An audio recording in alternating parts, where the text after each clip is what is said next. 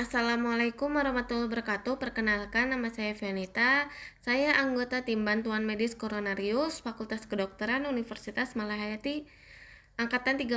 Di sini saya akan menjelaskan materi tentang pemeriksaan glukosa darah atau gula darah, kemudian asam urat dan kolesterol.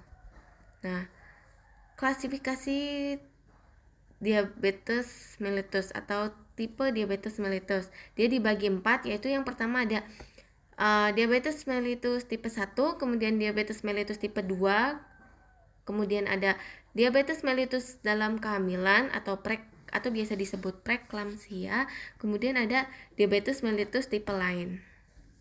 Baik, untuk faktor resiko diabetes mellitus sendiri dia ada 2.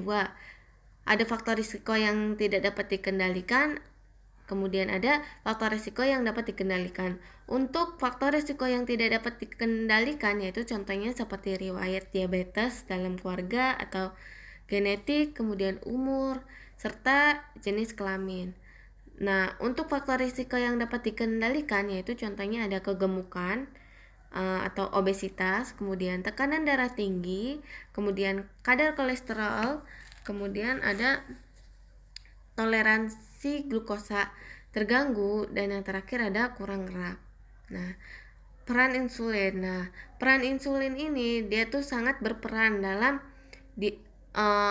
pengikatan glukosa sendiri. Nah, insulin ini dia itu berfungsi untuk mengikat kadar glukosa dalam darah ya, guna untuk mencegahnya terjadinya hiperglikemik atau terjadi peningkatan gula di dalam darah. Nah, untuk tanda khas dari diabetes mellitus sendiri, dia itu ada poliurin, kemudian ada polifagia, kemudian ada polidipsi. Nah, untuk gejala lain yang ditemukan itu seperti contohnya ada pandangan kabur, kemudian kesemutan, kemudian ada luka yang sukar sembuh, kemudian terjadi penurunan berat badan. Nah, untuk pemeriksaan glukosa sendiri dia dapat menggunakan alat GCU ya. Nah, untuk jumlah kadarnya sendiri dia dibagi 3 jenis pemeriksaan glukosa dalam darah, yaitu yang pertama ada gula darah sewaktu atau GDS ya. Nilai normalnya itu sekitar kurang dari 200 mg per dl. Nah, yang kedua itu ada gula darah postprandial ya. Nah, untuk nilai normalnya sendiri dia itu sekitar 200 mg per dl. Nah, untuk yang terakhir itu ada gula darah puasa atau GDP. Nah, dia itu nilai normalnya itu sekitar kurang dari 118 mg per dl. Nah, untuk penata laksanaan diabetes mellitus sendiri, dia itu yang pertama ada rubah gaya hidup ya. Jadi makanannya kita tuh banyak yang harus dijaga gitu. Dan kedua itu medikamentosa, kemudian ketiga itu konsultasi gizi untuk mencegah terjadinya suatu obesitas ya, atau faktor resikonya sendiri dari diabetes mellitus. Nah, kemudian ada pemeriksaan asam urat. Nah, pemeriksaan asam urat ini dia tuh nilai normalnya pada wanita itu sekitar 3,5 sampai 7 mg per dl. Nah, untuk laki-laki itu nilai normalnya sekitar 2,6 sampai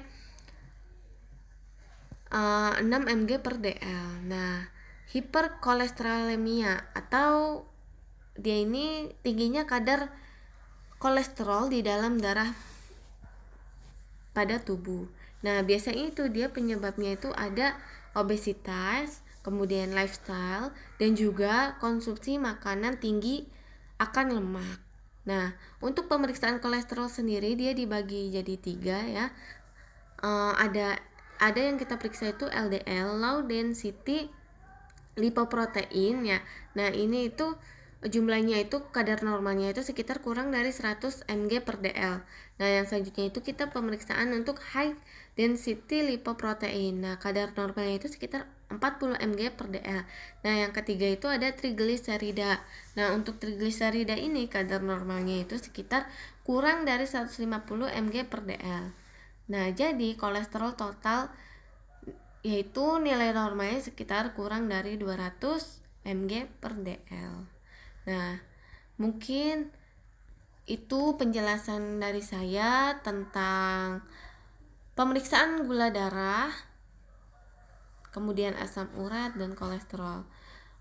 Mohon maaf Mungkin mohon maaf bila ada kesalahan, dan akhirnya wassalamualaikum warahmatullahi wabarakatuh.